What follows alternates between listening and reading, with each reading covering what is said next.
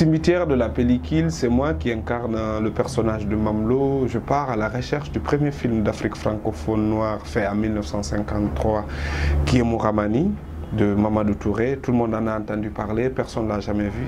Mais en partant à la recherche de ce film, je fais un crochet sur le passé du cinéma guinéen et ce qu'il a été, ce qu'il est devenu aujourd'hui et c'est quoi aussi son avenir.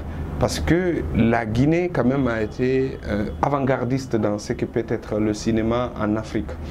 Dans les années 60, il y a eu quand même une sorte d'industrie dans ce pays qui permettait de produire des films, qui permettait de diffuser, de distribuer ce film.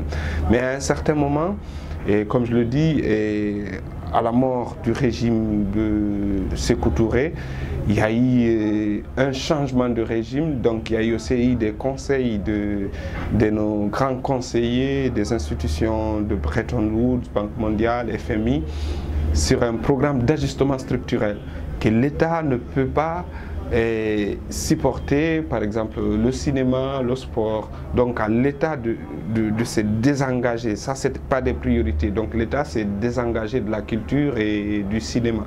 Donc ce qui fait que le cinéma est tombé en ruine, il a fermé, et il n'y a plus de production.